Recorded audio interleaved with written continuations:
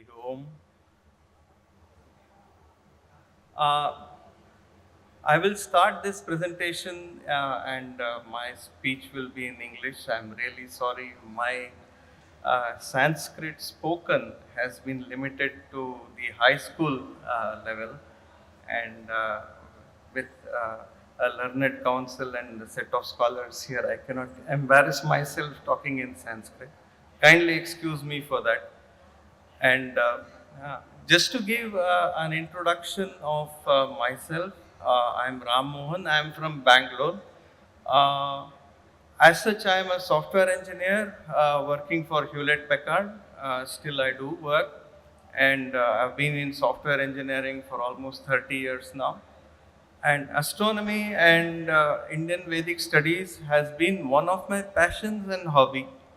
And this is what I would like to present about what I am trying to do from the point of view of ancient Indian astronomy and mathematics related to that. Uh, Sir, if you can play the video.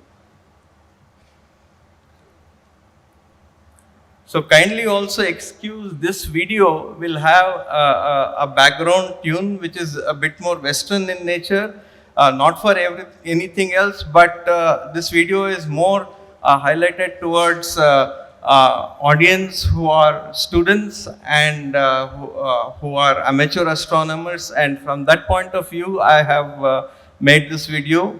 And what you are going to see in the video, the starting sequence there, that is my observatory. That's an observatory which I have designed and built myself in Bangalore.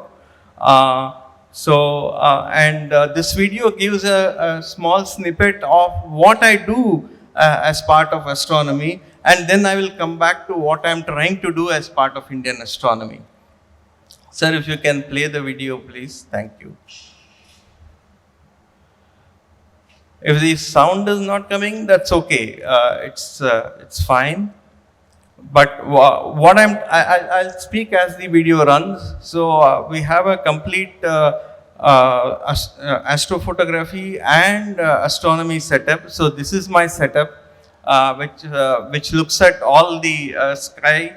And what I try to do as part of this is that we capture the pictures. So these are all the pictures that has been captured from Bangalore, from my observatory. So there are many such pictures that I try to do. So these are all called as nebula, or in Sanskrit as it is known as niharikas. So and I'll come to why this is all important from the point of view of Indian astronomy as well. So let the video play. There are a few set of nebulas that I have captured, and then I have also captured star clusters. I was very, very surprised to also see here in this auditorium all the Indian nakshatra systems being represented. Now, the Indian nakshatra systems which are being represented on the wall has also been also captured there, many of them.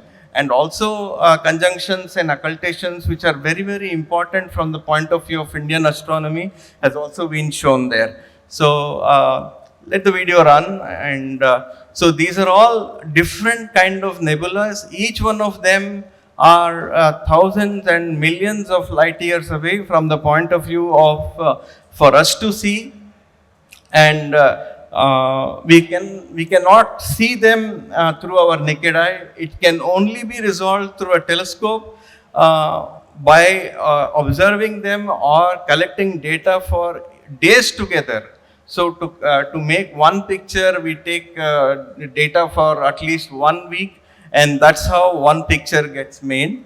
And so let's go back to that. So each one of them has got its own name, the nebulas and the structures. If you see the red color there, they are all hydrogen.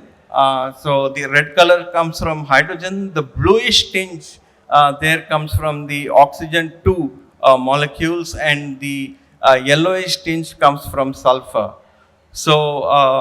So these are all, each one of them has got a name. Like this looks like a running man, so it's called as a running man nebula. The same way, like Indians and other Western cultures or other civilizations have given their own name. And what we are seeing now are galaxies or Akash Ganga. So, like what we have, Milky Way is one of the galaxies. The same way, there are many, many other galaxies.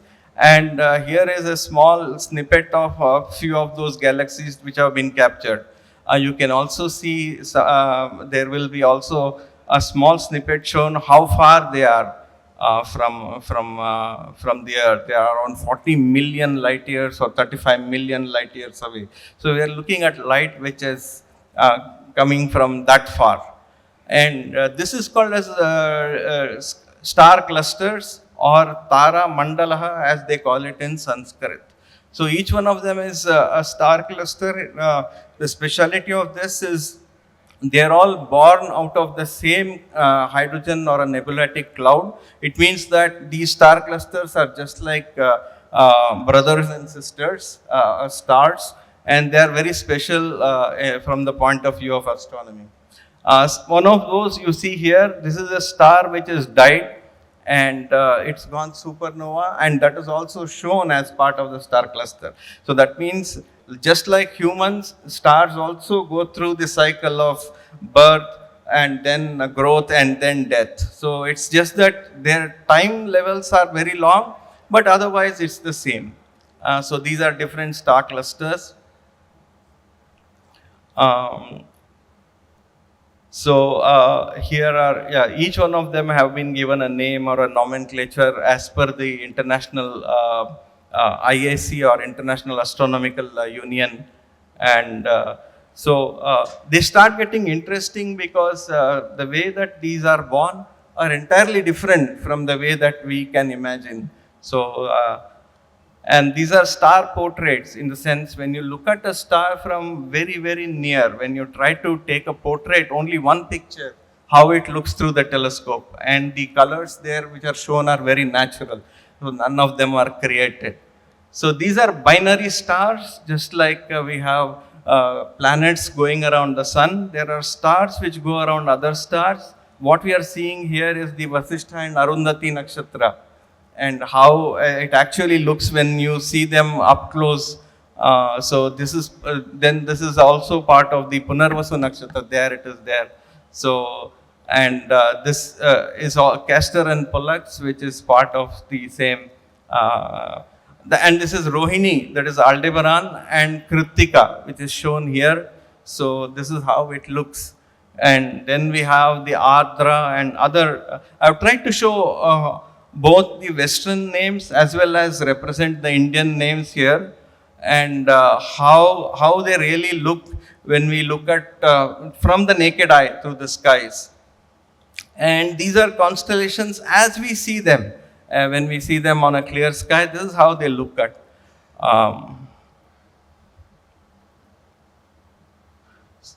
So this is how they look, and many of these constellations are represented here on the wall as well.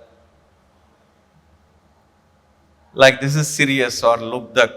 And then there is also a lot more things to learn about our own sun. So this is the sun with its sunspots, and we try to also do some amount of study on why the sunspots occur and what really happens to them and all that. And this is all about the lunar astrophotography. We are trying to look at the moon very, very close up and try to see what really it shows up and what we can see. This is the Chandrayaan's Shiva Shakti point, which recently where we landed our own spacecraft. So that's the mark of where it was landed. And these are planetary astrophotographies. We start moving into planets like Venus, Mars, Jupiter, and Saturn. And this is how they look as you see them through the telescope. But we have to look at them for a very long period of time. And this is a 5 years observation log of Jupiter. That means how even the largest planet that we know is ever changing every time that you see. It just does not remain the same. And this is Saturn, how its tilt, the tilt of its own rings is changing. Next year, you will not see a Saturn's ring, it will just be a straight line. So, and this is all the eclipse photos. and of the lunar eclipse. This is the solar eclipse as it has happened. Then comets, which are Dhumaketus. There is a lot of information about comets in the Vedic lore, and I had a good fortune to be learning a bit from Professor Iyengar, R.N. Iyengar, about the comets and its characteristics from the Indian point of view. And these are occultations and transits. These are very, very interesting things, like this is moon occulting Rohini. So there is always this story which tells that among all the wives of the moon, he loves Rohini more. And I'm also doing some research on radio telescopes. So there are times that when the sky is not clear, but we still have to do astronomy, and radio telescopes do help us to gather data when we have clouds or and when the sky is not clear. So I have designed and built my own radio telescopes, and each one of them. This is spectroscopy, where what we do is that a normal light from the sun is taken, we split the light and start observing the chemical components. What is sun made up of, what is star made up of, what are they are made up of, and all that is what we study. And this is how sun looks when we take this and split the sun. This is the spectrogram, and these are a few things that we are trying to do. And then this is the study of today's topic in the Indian astronomy, and this is the recreation of ancient Indian instruments to find out direction, place and time as per the Katyayana'S Sulba Sutra, a very working model of it. That is what I'm going to spend another 20 minutes explaining. So you can stop that, sir. Thank you. So this is what I do as part of my small hobby and study on astronomy. Now, what is so important that why we need to do the study of Sulba Sutra, to even study all that pictures that was shown there? Only because of Sulba Sutra and the way and its accuracy, I was able to take those pictures, or I was able to do the study. Without Sulba Sutra, none of this would have been possible.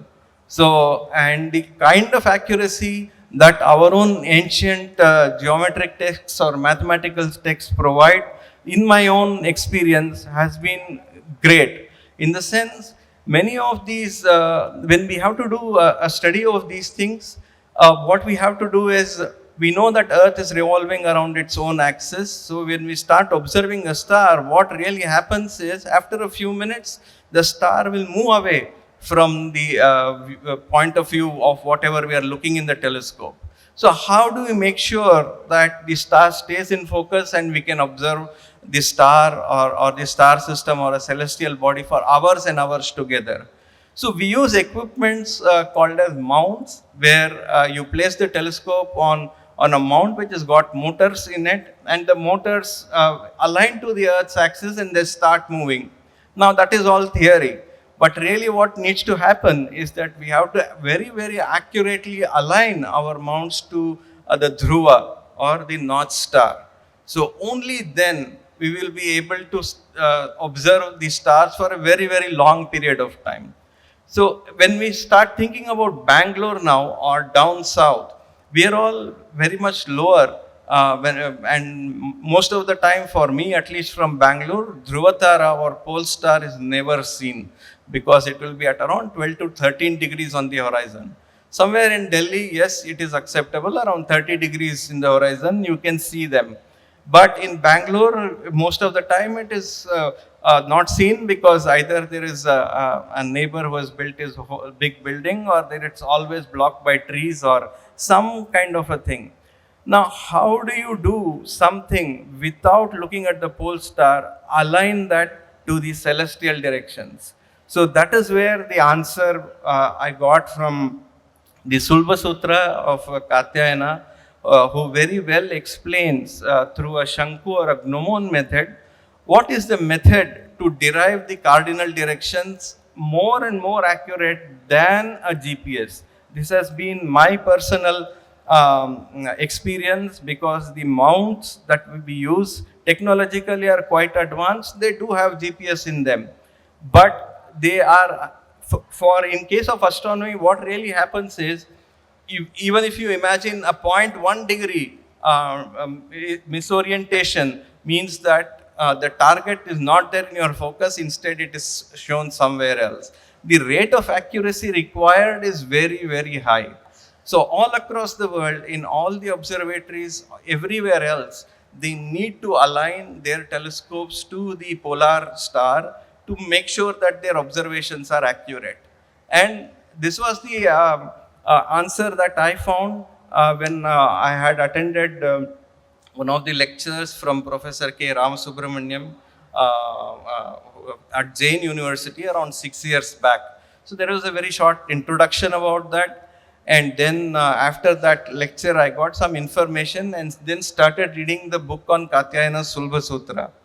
And then started building my own equipment as per what has been shown in the Sulba Sutra. I have kept all the equipments here.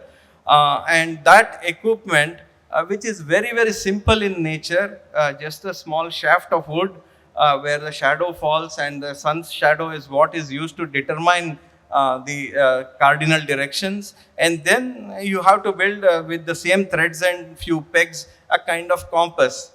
Now, one startling thing with all these things was that as I was trying to do, I found that the geometry which is taught in schools today is so boring, and it just does not match the kind of accuracy that our own ancients have done, and the kind of simplicity and elegance that they built these whole equipments with. That means the amount of maturity that they had even to imagine something like this is great. So this is what a lesson that I learned during my study of it, and that is what is the paper that I am presenting. If you can scroll down, sir, that's the very short introduction about the abstract, which tells that why I started doing that, and the problem statement tells that, okay, though the GPS system present in the mount is not providing accuracy to the extent at which we require 2 centimeter to square centimeter accuracy, that was not provided. And then I had to look at the Sulba Sutra as one of the alternate methods to do that. Now, how do we do that? How do we really determine the cardinal directions? We just have this, this is called as gnomon.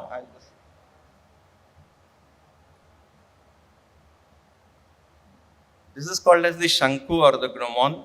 What you need to do is that you just, the radius of this is 21 centimeter long. You can take many radiuses. There is a specific reason why 21 is chosen in this case. And then you have to draw a circle of radius equal to the length of the stick and place this in the middle.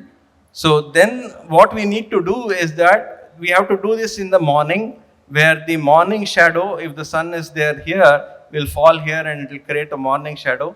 As the sun transits the zenith and comes to towards the late afternoon, the sun will be here and it will cast another shadow, the afternoon shadow. So all we need to do is that make sure that the second shadow, which just touches the circumference of the circle, and then draw these 2 lines. So this will become a triangle, and then what we need to do is draw a parallel line which bisects the center. That will be our east-west line or the prachi. Okay. And then, sir, if you can scroll down. So in order to find the north-south line, we have to just use a fish figure method or a perpendicular bisector. We have to build another compass which is twice the size of the Shanku or the length, and draw a perpendicular bisector and join those 2 lines, and that is what is the north and the south line or Udichi. So with this, we are very, very accurately able to determine the direction in which the dhruva or the celestial pole is there, or the circumpolar stars are there. So if you can just go down. So, and this is, it just shows all the equipment that I have tried to build as per the explanation given in the Katyayana'S Sulba Sutra. And if you can just go, so this is what has been done on the ground where I was able to determine. This is on my terrace, where you just place and look at the shadow, draw, mark them, and the whole, it's just a very small procedure. Half a day is what it requires. And if you can scroll down, sir, it is also given picture by picture, and the final picture is here. When we place a magnetic compass versus when we look at the celestial north, there is a difference of 1.96 degrees from Bangalore, which is astronomically speaking a very huge error. And people who try to do anything using a compass is not really showing the celestial north, it is showing the magnetic north. And this is what this experiment demonstrates, that. And the accuracy is more once you do with this method. And this, I have made a marking permanently on the terrace where I place my equipment. This is the equipment that I have placed, which is all controlled by the computer. And this is the telescope with camera and everything, which I use for taking the pictures of the universe. And that is what I showed in the video. So that's all I had to share about.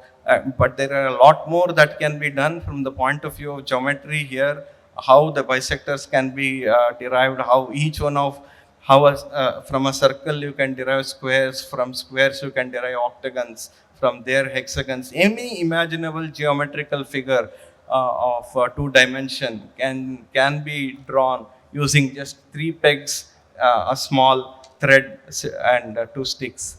So this shows the greatness of our own ancients, and the kind of maturity that they had in even devising simple tools.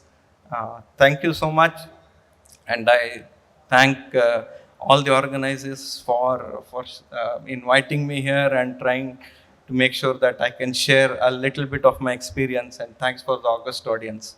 Thank you.